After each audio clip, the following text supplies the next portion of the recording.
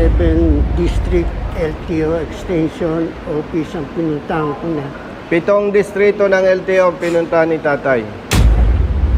Yung office natin, pawalo na pinuntahan. Hindi na po ang last po. This will be the last office. Kasi, very clear kompletong documents. Lahat ng sinasabi ni tatay, may patunay. Ibig sabihin, wala talagang problema doon sa sasakyan. Wala talaga.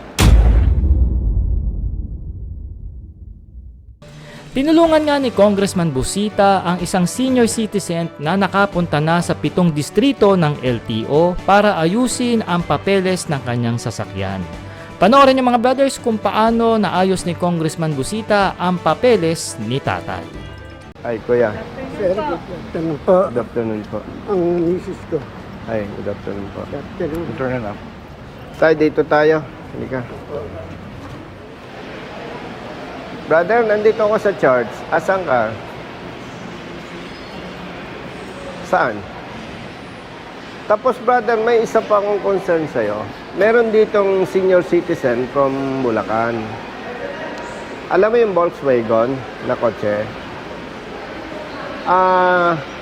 Yes. May old paper sila. Tapos, nagdaan na yan sa motor vehicle inspection, tatay, ano? Opo. In other words, as far as documents are concerned, kompleto. Tatay, anong year model po niyan? 1972 po. 1972. As regular vehicle. Kasi ano to, pasado na sa Motor Vehicle Inspection Center eh. Tapos, nandito yung old papers. Kasi si tatay napilitan pumunta sa office ko dahil ang dami na niyang pinuntahan district offices, walang nag-entertain sa kanya. Brother, hintayin ko dito sa chapel. Okay, bye-bye. Opo. Ito yung kanyang documents. Makikita mo dyan na dating rehistrado yan. Sir, pina-storage ko lang yung yung registro at saka yung plaka. Bakit mo pina-storage? Paano nag-upload po ako, nag-OFW ako. Kaya pala nakat yung registration, pina-storage niya. Ngayon, gusto na niyang ipa-restore yung registration, kompleto ng documents with Inspection po. Private Vehicle Inspection Center. Motor Vehicle Inspection. Kompleto. Ang gusto ni tatay, ma-restore yung registration. Tatay, nasan yung patunay dito na pina-storage mo? Ito po yung original. Kaya pala nakat yung registration, pina-storage kasi OFW. Very valid. Oo. Tatay, nasan yung sa inspection center? Ito, sir. Yan, yung sa PMBAC, ano? Yes, sir. So, kompleto siya. Kaya pala nakat yung registration, hindi siya expired. Gusto. Voluntarily, dineclare niya na naka-storage, hindi ginagamit, no? Kaya nakat. Now, gusto ni tatay ipa-restore. Unfortunately, walang district office ng LTO na mag-entertain sa kanya. Kaya kami pumunta dito. Ito yung pinag-usapan namin ni Executive Director. Kung kunin ko po muna, ipasok ko lang muna sa loob. Okay, please. Balikan ko kayo kung... Sige, hintay namin. Opo. Opo ka, tatay.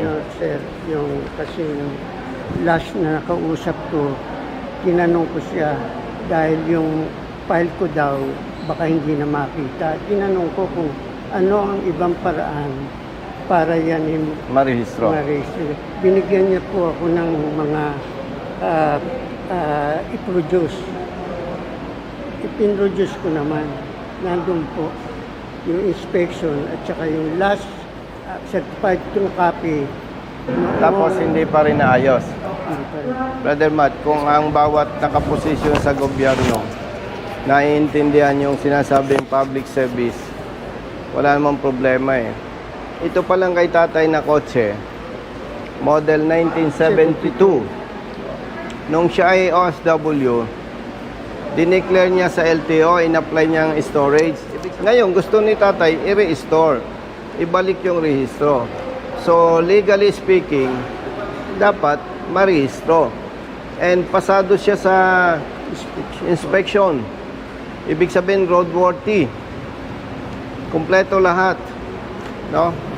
So si tatay kaya pumunta sa ating opisina, marami ng distrito siyang pinuntahan, walang mag-entertain sa kanya. Kaya napilitan tayo, idulog natin dito sa central office. Opo ka tatay, hintay natin. 7 District LTO Extension Office ang pinuntahan ko na. 7 distrito ng LTO pinuntahan ni tatay. Yung office natin, pawalo na pinuntahan. Alam mo, isang problema talaga. Kung ang mga nasa posisyon, may dedikasyon sa public service, hindi na kailangan si tatay makaabot sa opisina natin. No? Eh katulad doon, tatay, ang daming operator ng bus, ang daming drivers, ilang months na, gutom na, mali ang huli. Eh nagko-contest, hindi nila malaman kung kailan may schedule ang hearing. Nagkaroon ng schedule, sa madaling salita, inalalaya natin at naipakita natin sa LTO na may mali doon sa panguhuli. Mag-iisang linggo na, hindi pa lumalabas ang resolution. Kahapon, napirma na ang resolution, sinabihan ko yung operator na dapat na-release na kanina umaga, alas 2 na, hindi pa nare-release. Ibig sabihin, kahit hindi ako mahilig mag-isip ng masama, gusto kong isipin na naghihintay ng lagay para ma-release. Walang dahilan eh. Anyway, alam nyo, lahat may hangganan eh. Yung masasama, may hangganan yan. Bakit sila, hindi lahat, nahihirapang gumawa ng tama, no? Kaya tatay, may advocacy kami. Yung aming opisina, 24 oras bukas. Para sa mga humihingi ng tulong. Kasi, talagang pag walang tutulong sa inyo, duduguin ka eh. Kung si tatay naman ay corrupt, isang office lang, tapos na yan. Kung si tatay ay corrupt, at nagtanong, sir, magkano ba? Tapos na yan. Ay mabuti, si tatay, kahit nahihirapan sa sitwasyon, pati si nanay, hindi nakakaisip magsuhol. Kasi pagka nagsuhol ka, nanay, tatay, corrupt ka din eh. So, hintayin po natin, no? Dito, tatay, mainit yan. Meron lang po ako sasabihin sa inyo. Ano yun? Medyo, alam ko, busy kayo yung kalusugan nyo, ingatan nyo. Ay, opo, tay. Marami ang nag-aantay pang matutulungan kayo. Ay, opo. Anong kailangan ng tulong? Ay, okay, tay.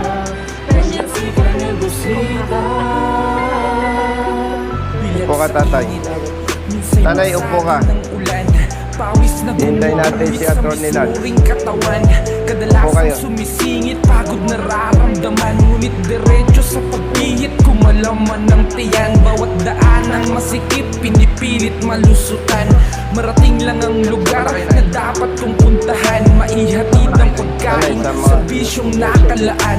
Para sa mga taong kailangan kong pagsilbihan. Napili kong hanap buhay, makipagsapalaran. Magdamag man sa daan, puyat man ay tatatagan. Para sa pamilya ko na laging Si nanay 73, si tatay 78 years old. ilang ng marangal, Ang lakas kahit pa. pa may sandaling, Nakakapag-asikaso tila pa ba ng registro. natatapakan ng karapatan sa tuwing Sige. sanay nararanasan. Di pa Galing po mga Batangas, buti nakita ko kayo. ilang nanunungkulan mga taong abusado sa kimsa kapangyarihan.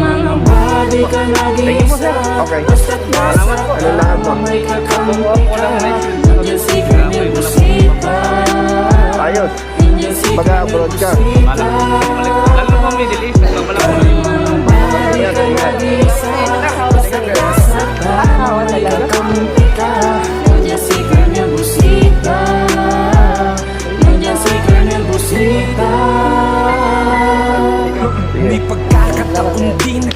tila naaapi. Mga tama na katwiran ay naiisang tabi. Mga dapat ay napapalitan ng mga mali. Dulot ay kalituhan kaya't laging nauuwi sa pagpataw ng multa na may akmang halaga. Kakarampot lang ang kita, aagawin pa nila. Perang dapat sa pagkain ng pamilya at iba pa sanang gastusin sa tahanan. Hintay lang natin, nanay, Wala pa yung ngayon. si Atty. Alam ko Lan. na kung sinong dapat takbuhan. Nanay, Sinong dapat yung tawagan na pwede muna kong kayo. sandalan. Isang tao na kayang ipagtanggol Kapag ng dumating sino man. tatay yung Basta si nasa Atty. tama Lan, ka, yes, handa sir. ka niya na kampihan. Pakisabi, nandun Ipaglalaban kami ng sa kabilang karapatan. office, eh. Bilang isang Alam niya po yun. malayang mamamayan sa May kausap bansang lang kami ng mga tinutungtungan. bus Ito'y driver munting at saka panawagan sa bus operator. kinauukulan. Kulang. Pakinggan mga Gusto niyo hinaing tubig? kong binibingihan. Yan, sige na. Huwag na, huwag na. Brother, hello.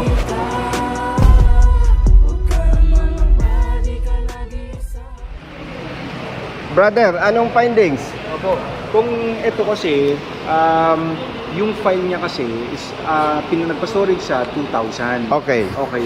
Ngayon, nagpa-storage siya sa Malolos. Tapos yung mother file niya dito sa East. Okay. So ngayon, per checking, kailangan ng data tape on. Kailangan i-encode ulit lahat ng information nito para mapasok dun sa Sinong system gagawa? namin. Si East ang gagawa. Sino? Sa LTO East. Di ba ito yon? Hindi.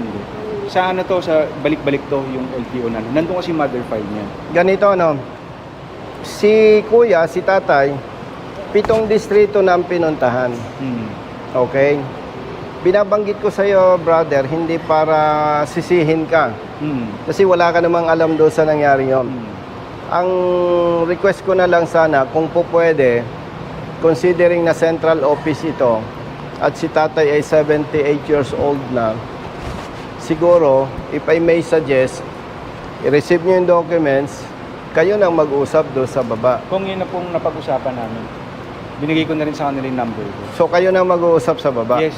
Kasi iimbestigahan ko rin. Kasi yung sinasabi ko na data take on, apparently, ginawa na rin pala ni tatay yun. Pero wala pa rin ano. So, kaya sabi ko sa kanya, iwan niya sa amin to para maimbestigahan ko ano nangyari. Bakit hindi pa rin natatapos kung nagawa na yung process for the data take on. So, Yes. para from there, makapag-pick up kami kung ano yung dapat gawin. Yes. So, in other words, kayo na ang tutulong kay tatay. Yes. Binigay ko na po sa kanila yung number ko. Tapos kinuha ko na rin yung number nila.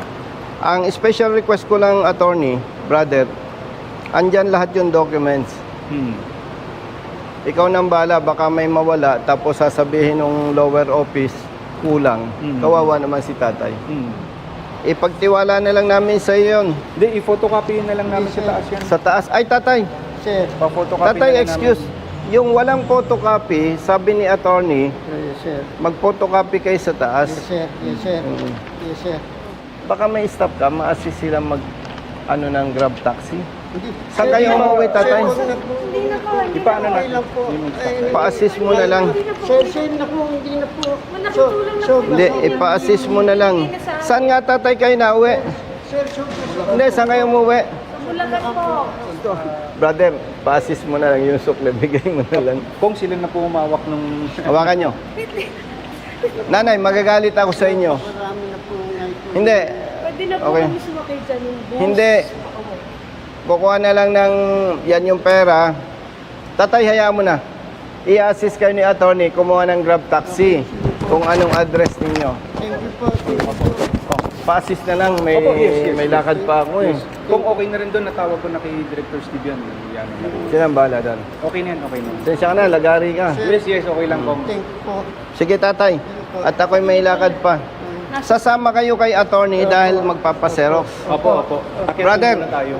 Dami ko ng Kong, atraso sa iyo. Wala po ah. yun, Kong. Pagkano punta niyo ng Komodo? Yes. Thank you. Ano pa matulong? Okay, sige. Thank you. Thank you. Bye-bye.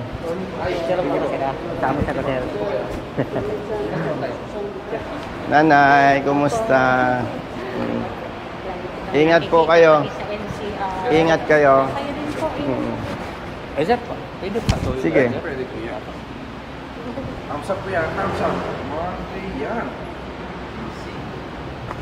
Thank you, sir. Pong. Sir, parang gusto ko naman. Ako yan. Sige, nanay. Ito sa NCR, meron tayo. Nag-abot tayo Nanay. kasi dati sa NCR. Thumbs up, nanay. Lako, ang pangit ko lang. Pasensya No, na. no. Thank you. Nanay, ingat. Opo, kayo rin Ingat po, ingat po. Bye-bye, bye-bye. Pinapanood ko yung Congress. Ingat po kayo. Bye-bye. Brother, tatay, Maraming po salamat. mo-monitor yan ha. Hindi, mag-taxi na lang kayo. Ingat po kayo. Mag-taxi na lang tayo para relax kayo. At yan, mabilis maayos yan. Sila nang mag-aasikaso. Ano po? Salamat po. Okay, tatay. Salamat. Okay po. Ingat. Nasaan si nanay? Sumama po kaya Tony. Ay, sundan mo na lang doon. Kami nang bahala. Ingat po. Hello.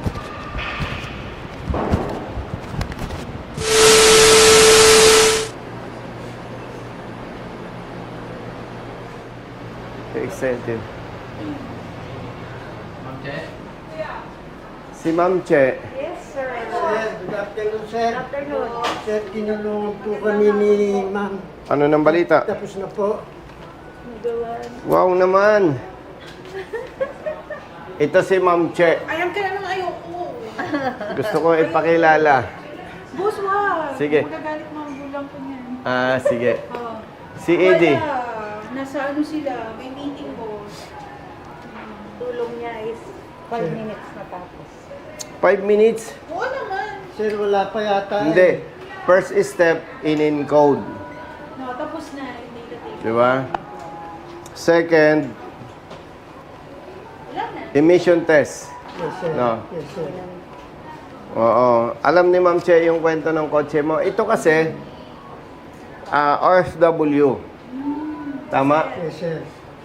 Dahil siya ay law-abiding citizen, yung kanyang kotse, para bang ipina-storage niya, sinubmit yung ORCR, na ibig sabihin, LTO, hindi ko ito gagamitin, hindi ko marirenew reso, i-storage natin.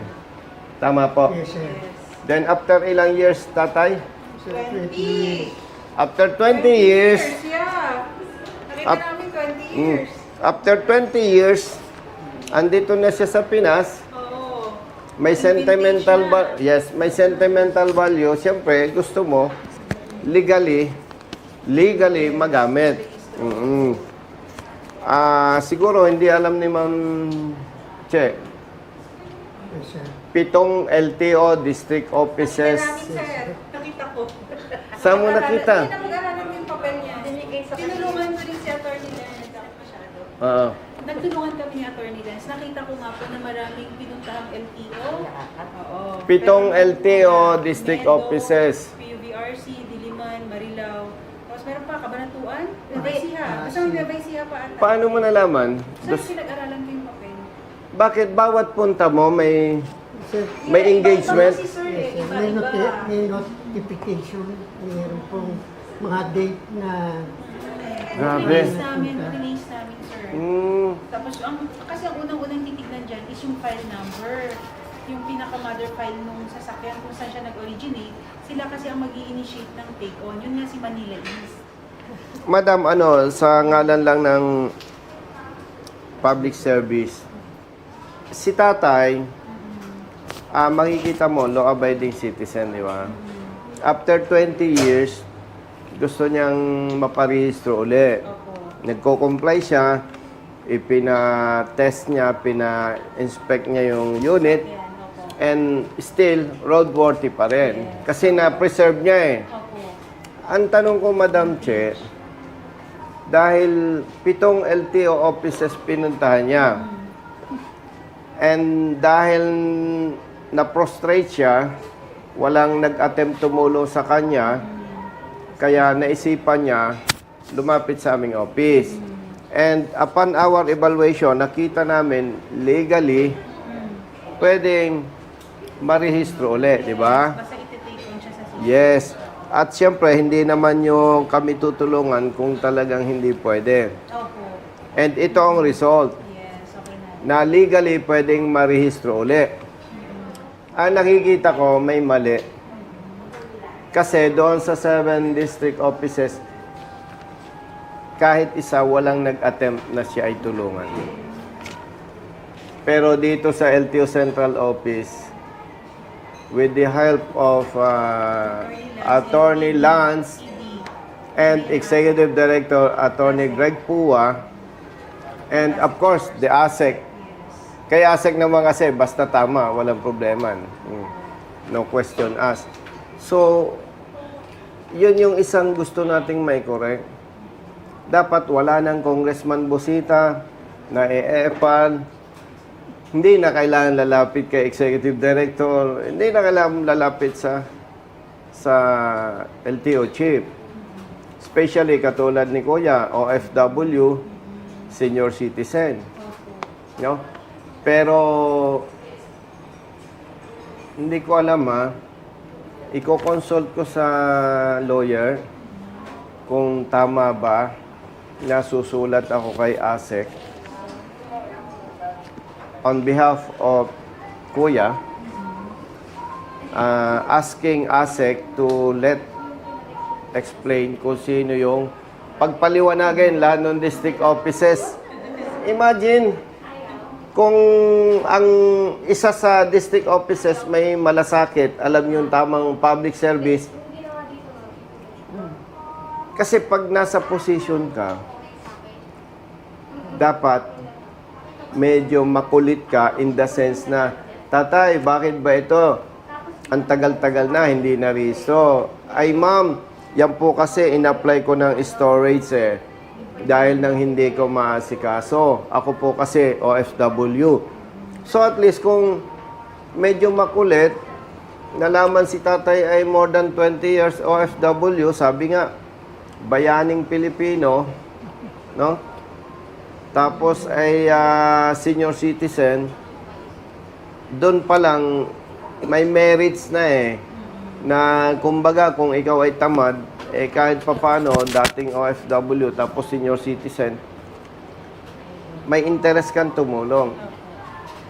So, imagine, nakapito silang units, office, pero ang recommendation ni Madam Che, wag ko na lang balikan yung 7 district offices. Sobrang bait mo naman.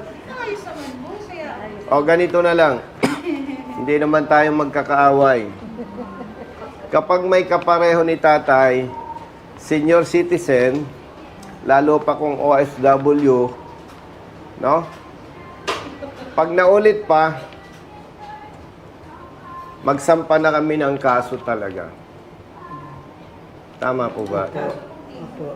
Hindi, I am not saying mas magaling ako kay Madam Che. Kasi, kahit ayaw ni tatay at ni nanay, pwede ako magsampa ng kaso administratively. Iba kasi, Madam Che, yung kasong kriminal at saka administrative case. Kasi nanay, pag kasong kriminal, pag ikaw ang biktima, ikaw ang magsasampa. Hindi pwede ako. Pero pagka criminal case, ang mahalaga sa akin, ebidensya. Pwede akong mag-file ng complaint administratively. Kasi ang interest natin, yung taong bayan at saka interest ng LTO. Kasi katulad nito, hindi alam ni ASEC, may nangyayari palang ganon. Ay di ang sama ng impact against LTO. Dapat sana hindi. Pero dahil mabait si Ma'am Che, Brother Matt, with respect to tatay, i-absolto na natin yung 7 district offices na pinuntahan mo. Ano? With the warning na kapag naulit yung ganitong insidente, hindi ka na pwedeng makiusap sa akin. Tama? Magsasampa na tayo ng kaso. Administratibo. No? Si tatay pa naman, kitang-kita mo, more than 20 years. Si tatay tsaka si nanay Pero alam mo, hulog ng langit si tatay. Why? Nagsumbong siya sa ating opisina, na-action na natin, lumapit tayo sa LTO Chief tsaka sa Executive Director with the help of Attorney Lance and Madam Che. magsisilbing warning ito sa iba na LTO district offices na hindi ginagampanan ng tama ang trabaho. Agree? O, sige. Salamat. Thank you, boss. Okay. So, masaya ka na, tatay? Yes, sir. Mm. Yes, sir. Magagamit mo na ang iyong Volkswagen. Beetle. Okay, sir. Mm. Thank you, sir. Model 72. 72. Ilang years old na siya ngayon? 52. 52 years nga. Ano na siya? Tawag doon? Golden. Madam Che, ilang taon ka na? Secret. Secret. Ito, brother, ilang taon ka na? Okay, edad ni Kuya. 54. Yung sasakyan, kuya, yung Volkswagen ni kuya, 52 years old na. May sentimental value Ikaw ay yun. 54. Mas matanda ng 2 years. Ikaw. Tama ba? Oo, 2 years old.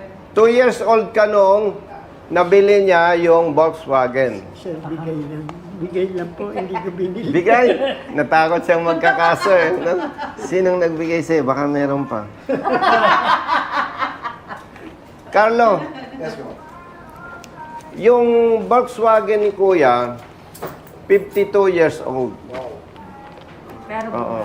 Gumagana pa. Pero dahil na-preserve ng maayos at isinorender ni tatay 20 years ago yung ORCR, kaya legally hindi niya ginamit yun, naka-preserve. Tapos ipina-emission test, pina-inspect, roadworthy pa rin. Kaya eto, naka-register na naman. Galing. Pero hindi pa sinasabi ni tatay kung sinong nagbigay, baka meron pa. Tatay, ibulong mo sa akin. Bulong mo. Sir, yung kapatid ko. Kapatid mo, buhay pa yung kapatid mo? 92. 92 years old. Ang kapatid niya. Ikaw, ilang taon na tatay? 78. 78. Na-high moral ako kay tatay kasi 78 years old. And ito, sasabihin ko na yung sikreto ko. 58 years old ako. Si tatay, 78. Ibig sabihin, kung loloobin ng Diyos, may 20 years pa akong maglilingkod sa taong bayan. Sir, hindi lang ganun katagal. Mas matagal pa doon. Ba, miri pa si tatay, oh. Di ba? Oh. Ay kung magtiwala sa atin ng taong bayan, magsenador tayo. May 3 terms akong magsisenador. No? Number 1. Grabe. Number 1. Ano? Sir, Number 1. So, sa ngalan po ni tatay, more than 20 years sa ibang bansa, kami po ay nagpapasalamat kay LTO Chief, Assistant Secretary Attorney Bigor Mendoza, and kay Executive Director Attorney Greg Pua, and yung kanyang assistant Attorney Lance Tan. Memorize ko. And of course, nandito si Ma'am Che. Ayaw ipakita yung kanyang beauty. Oo. At meron po tayong verbal arrangement or agreement ba yun? Kay Ma'am Che. Ano? Wala akong kinalaman dyan. Ayaw niya na Ayaw padamay.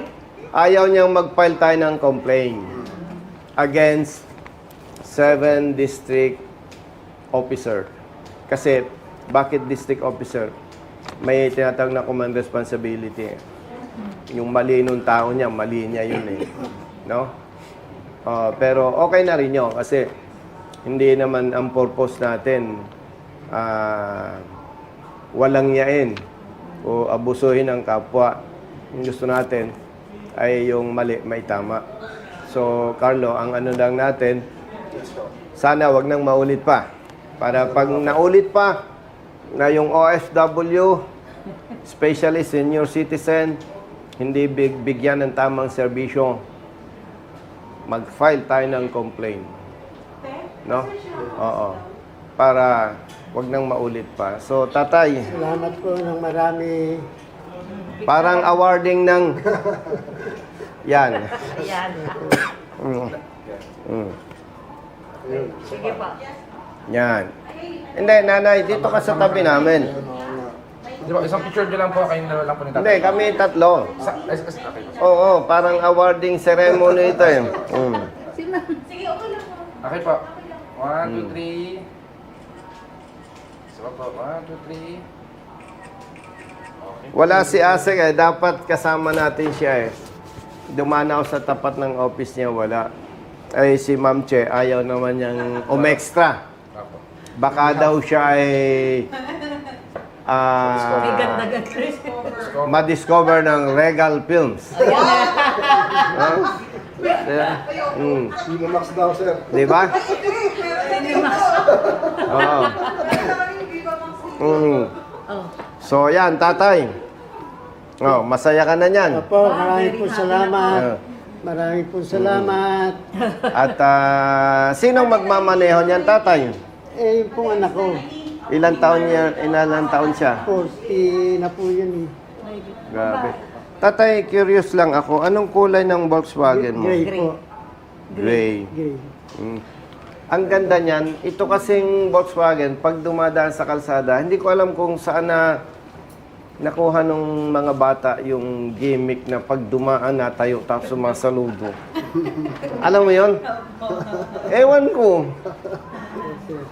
Kasi may uncle ako na si Tito Oji. Pag nakakasakay ako sa Volkswagen niya, nag-a-attention yung mga bata. Sumasaludo. Bakit binibigyan na? Nanay, may picture ka dyan ng... Ay, ito. Ayan po. Ayan po. Sure niya. Finish pa.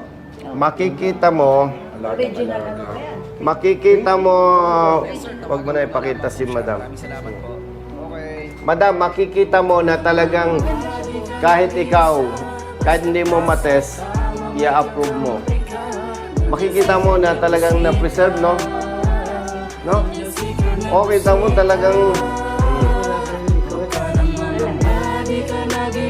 makikita natin yan, oh. Makikita natin na talagang na-preserve. Sige. Bilat sa init. Tatay, congratulations. Ma'am Che, pakisabi kay Executive Director. Pagod nararamdaman, ngunit diretso sa pagpihit kumalaman ng tiyan. Bawat daan ng masikip, pinipilit malusutan. Marating lang ang lugar na dapat kong puntahan. Maihatid ng pagkain, serbisyong nakalaan. Para sa 52 mga years taong old. kailangan kong pagsilbihan. Napilit Carlo, ilang taon ka na? kong buhay makipagsapalaran. Mas matanda pa sa'yo ng 11 years old. Para sa pamilya ko na laging nakaabang. Handa akong gawin lahat, mabuhay lang ng marangal. Kahit pa may sandaling, tila ba natatapakan ng karapatan sa para sa bayan. Sana'y nararanasan, di patas na pagtingin ng ilang nanunungkulan. Mga taong abusado sa kimsa kapangyarihan. Carlo, bitbitin mo yung bag ni tatay. Wag yung, pag may nakita kang senior citizen, may bitbit, ipagdadala mo. No?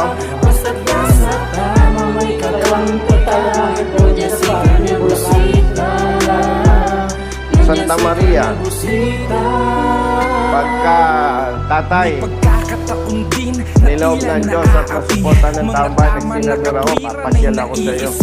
Papapicture tayo sa loob ng Volkswagen. Ng mga mali, dulot ay kalituhan, kaya't laging nauuwi sa pagpataw ng multa na may atamang si tatay, pag pumupunta kayo dito, nagpakamit kayo. Agawin pa nila perang dapat sa pagkain ng pamilya at iba. Saan? Sanang gastusin sa tahanan, minsa'y walang-wala pa ngayon. Alam ko na kung Tapos? sinong dapat takbuhan, sinong dapat kong tawagan na pwede kong sandalan. At isasabay Isasabay na namin kayo. ipagtanggol ang sino man. Isasabay na namin kayo, nanay. Bababa namin kayo dun sa sinasabi nyo. ng karapatan bilang Sakayan. isang malayang mamamayan sa bansang Sa tinutungtungan. bus stop. Ito'y munting panawagan sa kinauulan. Congrats, ha? Pakinggan mga hinaing Kasi, kung bingi-bingihan. Nararamdaman ko yung damdamin ni tatay. Yung sasakyan mo na iningatan mo. Kasi pag hindi mo na-resto yun, parang basura na eh. Tama po ba? Sayang. No? Hintay natin si ano. Ibababa namin kayo sa sakayan.